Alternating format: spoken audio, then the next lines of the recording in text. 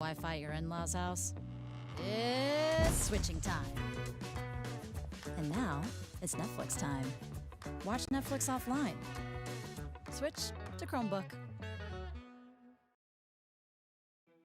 Corey Anderson versus Johnny Walker. Now, what really happened in this fight? A big upset, not only competitively in this specific fight, but for the entire division. A lot of people thought that Johnny Walker was going to be the guy that would eventually fight Jones one day, possibly match for him in the future. But Corey Anderson showed that there are levels to this. And he also showed that wrestling combined with striking, something Johnny Walker has never fought up against to this level, is a style that you cannot overlook at all. But coming into this fight, Johnny Walker showed a lot of things out there, those different funky looks that he always gives, but there was something very specific that caught my eye immediately. And that was the big reactions, the big movements Johnny Walker took to avoid jabs from Corey Anderson. Anderson's throwing these light jabs from a distance, nothing too committed. And what do you see Johnny Walker do? He's leaning back on them, leaning back and then moving away in a complete opposite movement that you want to take. You never want to bring your front foot back first before your back foot when you're moving backwards, right? And that was what Walker did every single time, and it's because he's leaning away. When you lean back, you're putting weight on your back foot, causing your front foot to be the only thing that could be mobile, right? You can't move your back foot once you put weight on it.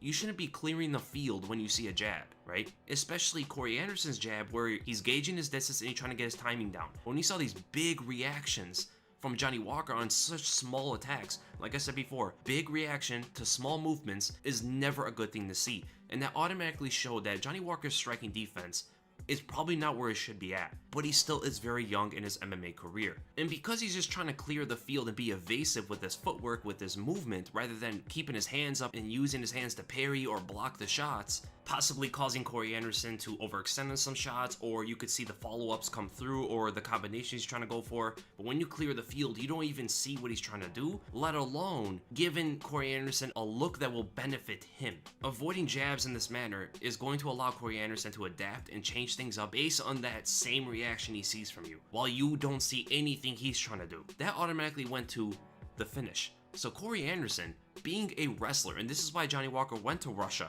He went to Russia to train for the wrestling of Corey Anderson, which showed he possibly underestimated the striking of Corey Anderson, especially with that wrestling to striking style, like Khabib Nurmagomedov when he dropped Conor McGregor. Very similar thing here. When a wrestler moves in and ducks his head, what's the first thing you think? What's the first instinct? He's going for a takedown. This is what you train your whole training camp. He's going to come in hard. He's going to drop his levels a little bit. You automatically think, oh, it's going to be a takedown. I got to lower my hands to stop him, to push off him, thus leaving your chin exposed. But when the wrestler does not go for that takedown like you expected, a big right overhand is coming. That's why the overhand is one of the best weapons for a wrestler. Corey Anderson dropped his levels, went in hard, fast, and threw a big right overhand, and he notices that Johnny Walker is not keeping his hands up even when the punches are coming his way. So that mixed up with Walker knowing that Corey Anderson's a wrestler trying to go for takedowns on him, this completely left him exposed. That big right overhand rocked him badly. And Corey Anderson alluded after the fight that Johnny Walker has been knocked out before. He got knocked out by right hands before. This is a little bit different. This is not the same thing why he got knocked out in those previous fights. One of them is because he threw a flying knee and got caught on his way in. You know, a bit more aggressive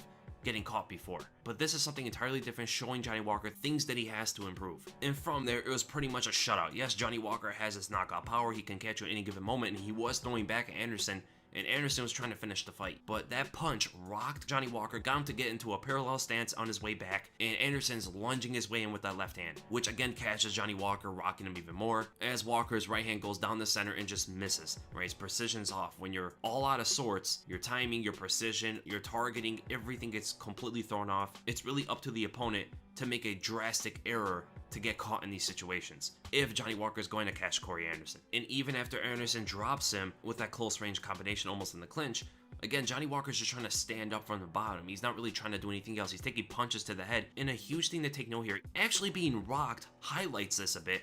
The instincts of Johnny Walker has nothing to do with defense. It's all offense. Even when he's rocked, even when he's hurt, even when he's going backwards, even when he's defending shots consciously, nothing is really too defensively sound. It's just a lot of movements and a lot of attacking. His offense is more of a defense than is necessary. Trying to stand up and just throw punches as you get rocked. I mean, this is Johnny Walker. He's a completely offensive fighter, and I really think he needs to work on his defense a lot more so it can be on the same level as his offense. So absolute stunning performance from Corey Anderson. Yes, people can say that it was a bit of an early stoppage. I can see that, but Walker was getting tagged around in that octagon a bit. I mean, he was getting thrown around by the punches. He was getting rocked. He got dropped already. Yes, I believe the ref could have waited a little bit more. I just don't think it would have helped Walker. And the only thing that could have helped Walker, because he doesn't have that defense, is if Corey Anderson just made a drastic error, put himself in danger, and just gets caught by one of those straight shots that Walker was trying to land with, or some of those haymakers he was trying to land with. So I hope you guys enjoyed the breakdown. If you did, make sure you give it a thumbs up. If you enjoyed my content, make sure to subscribe. And again, thank you guys so much for watching, and I'll see you in the next video.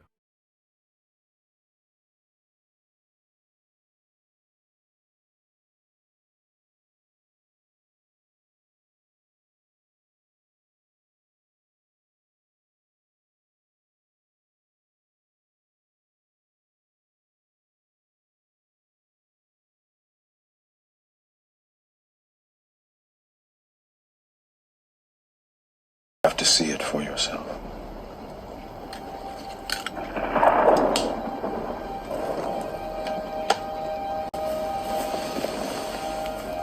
This is your last chance. After this, there is no turning back. You take the blue pill. The story ends. You wake up in your bed and believe whatever you want to believe. You take the red pill. You stay in Wonderland.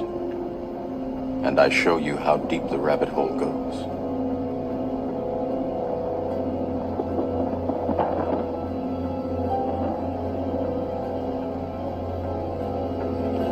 Remember, all I'm offering is the truth, nothing more.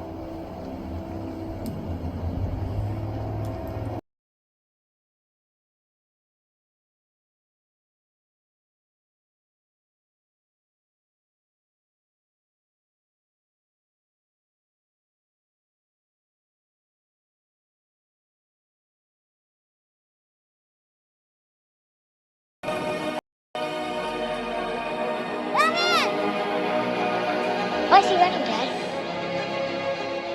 Because we have to chase him. Okay, we're going in! Go, go! Move!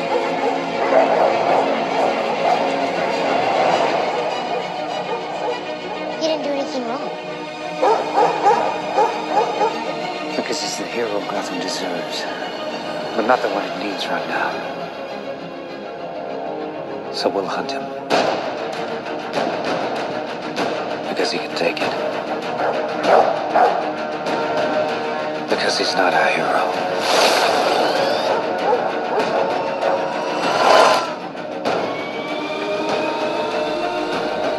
He's a silent guardian.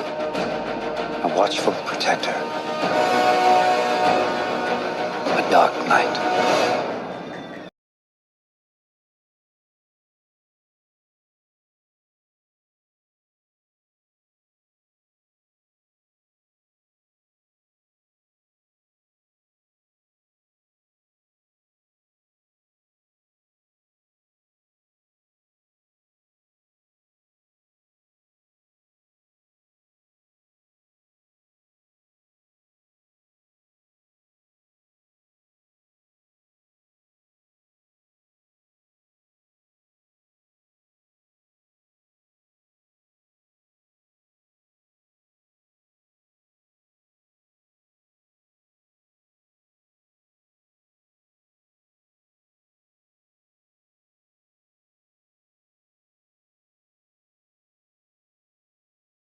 You have to see it for yourself.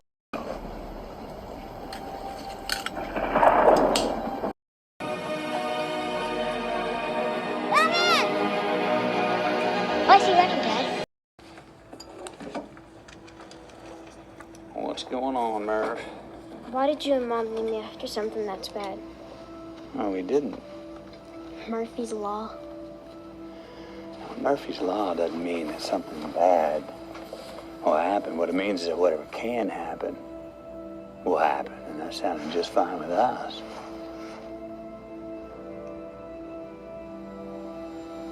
Whoa! Get in. Get in, let's go.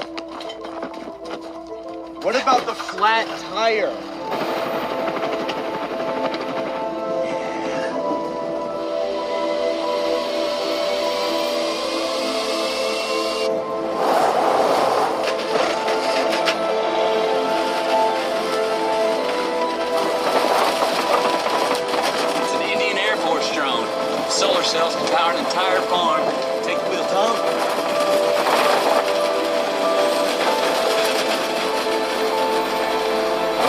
go.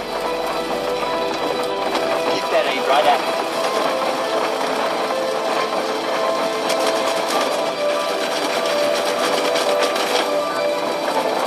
Faster, Tom. I'm losing it. Right at it. Stay on it. Here we go. Here we go. Whoa!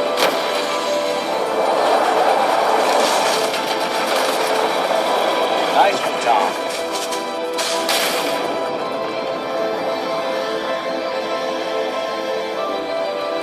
Good. You almost got it. Don't stop. Don't stop. Dad! Whoa!